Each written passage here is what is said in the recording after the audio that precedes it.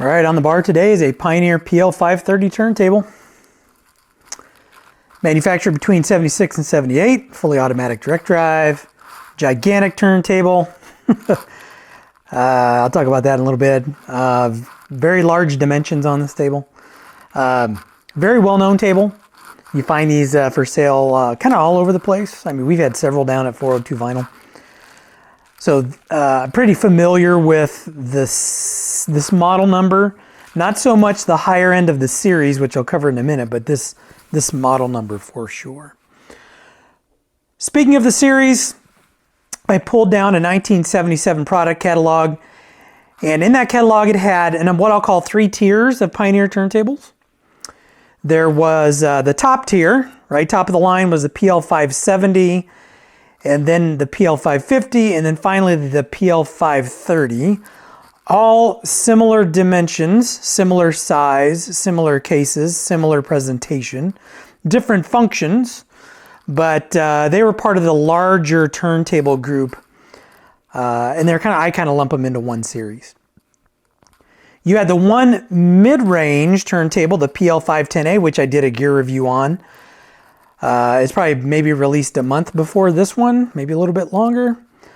Absolutely love that turntable. I think it's a fantastic turntable for the money. And then you had some entry-level tables like the 112, 115, and 117. So 3 different groupings.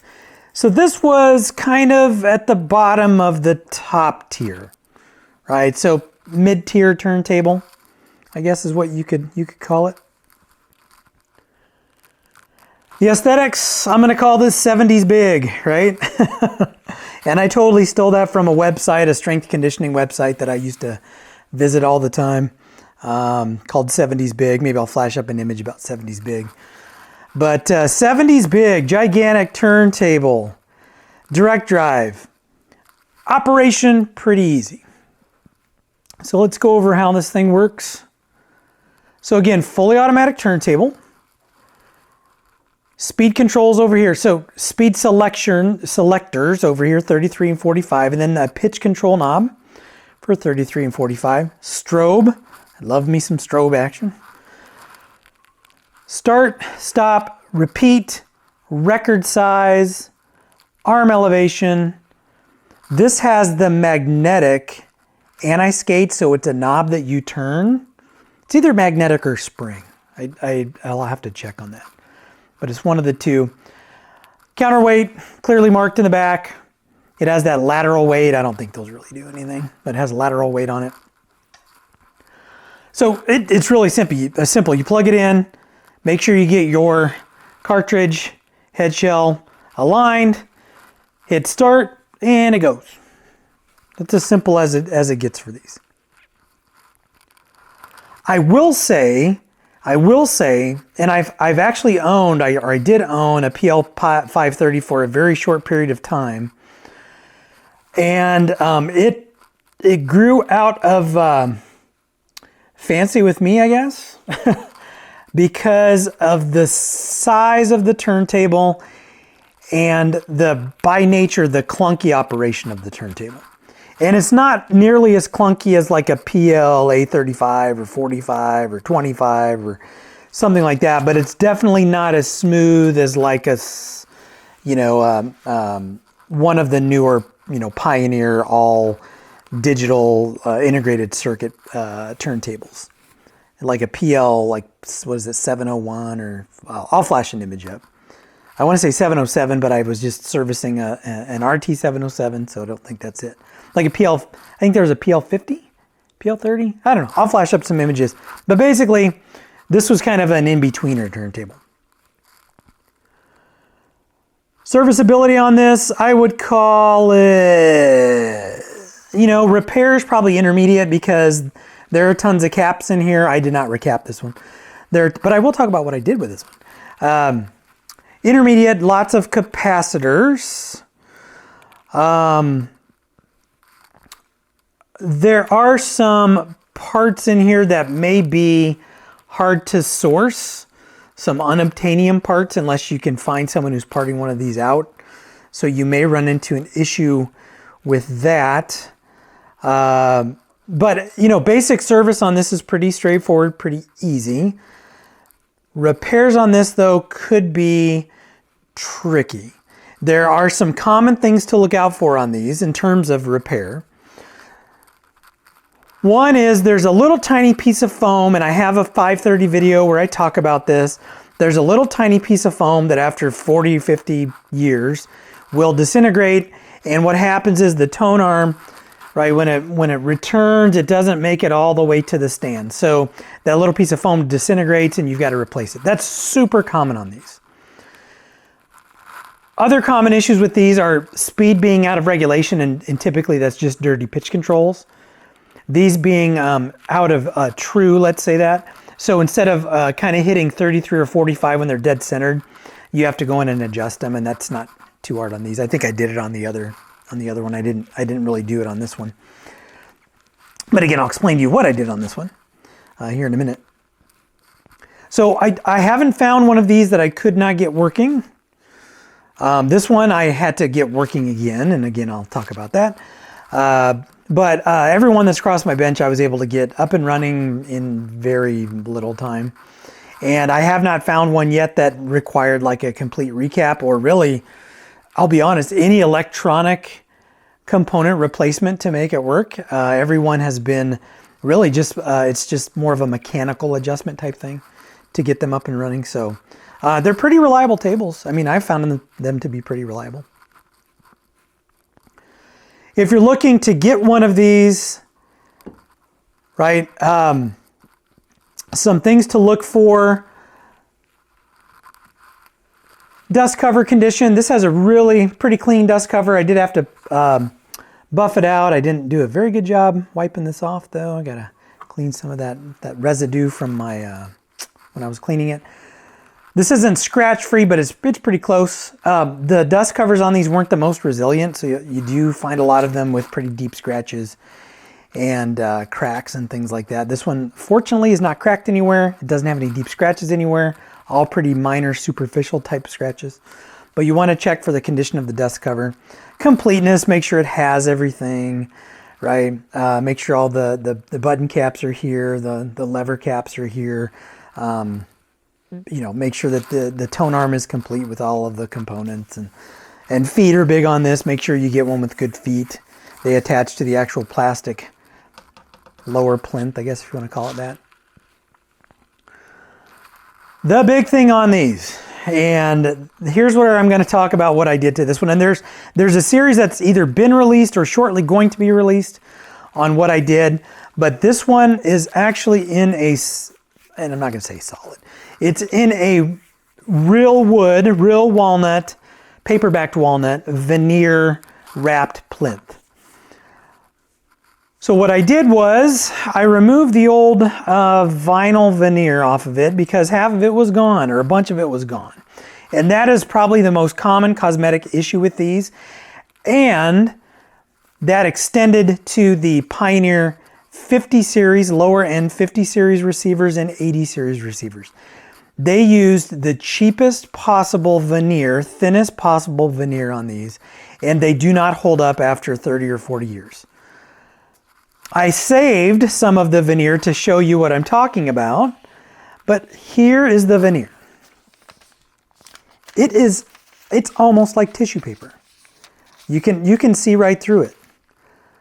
So what they do with the plinth is they put like a heavy light, almost like a light tan, vinyl coating, and then this goes on top of the vinyl coating.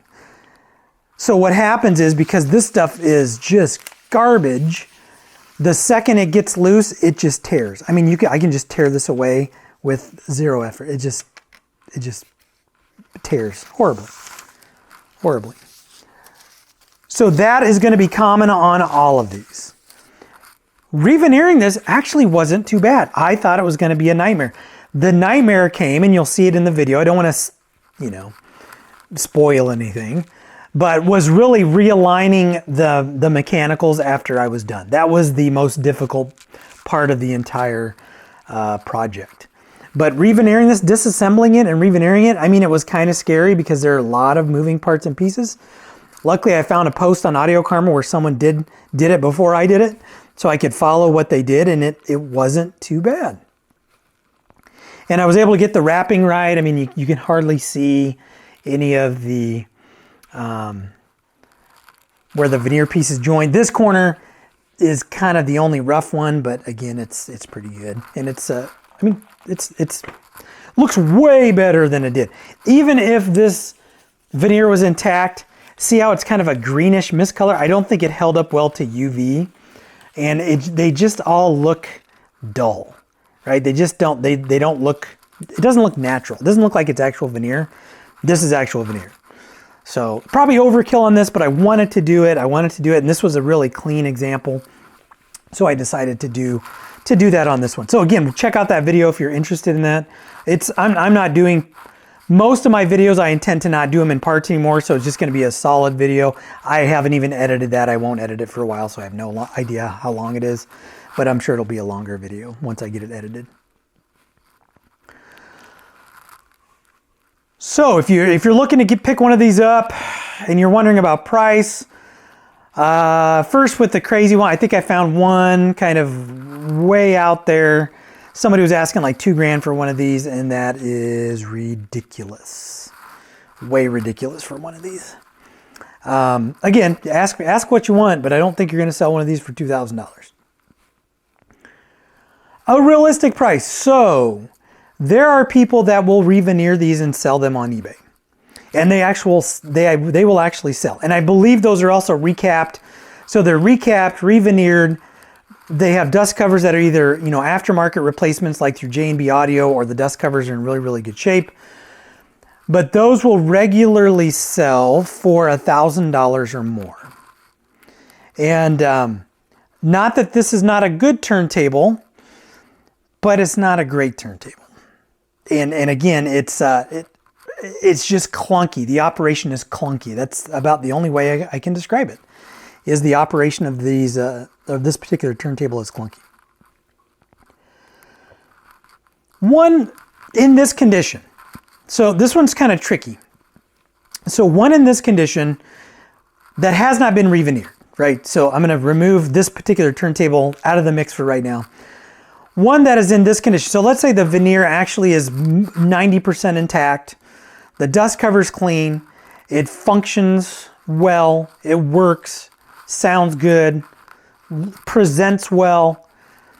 Kind of a median price for this turntable series in general on eBay is about $650. So $600, $650, somewhere around there is a reasonable price to pay for one of these. There's one listed locally as of the day I'm shooting this video that they've had out on Craigslist for $600 for a long time, but the veneer is in pretty rough shape. It's not a super clean example. This one is a very, very, very clean example. However, this one has been re-veneered. So one like this is going to be more like a $750, $800 turntable.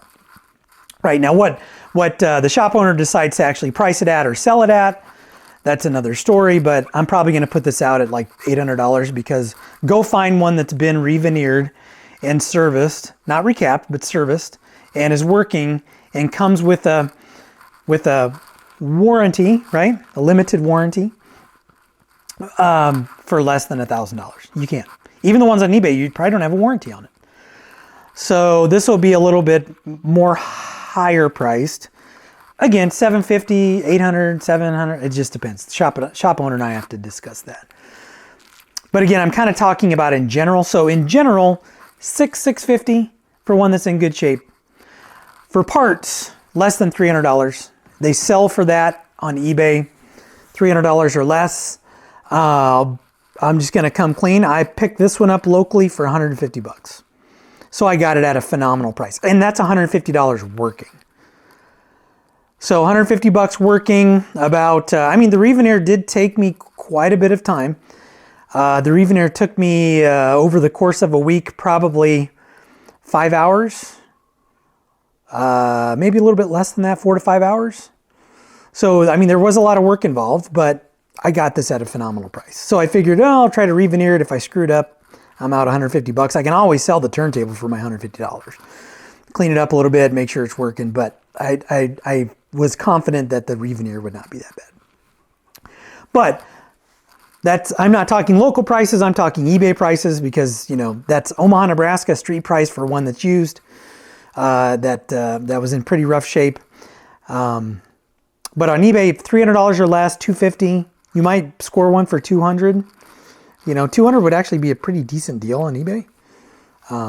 Assuming it's got the dust cover and it's not completely destroyed and all that kind of stuff. But, you know, good turntable. Not my favorite Pioneer turntable by any stretch of the imagination. They're gorgeous turntables though. They present very, very well. You know, you certainly can't go wrong with one. Just make sure you are aware of the little gremlins that live in these, like the foam pad that disintegrates and those types of things. And you may have to recap it and the veneer and all that kind of stuff. But good turntable.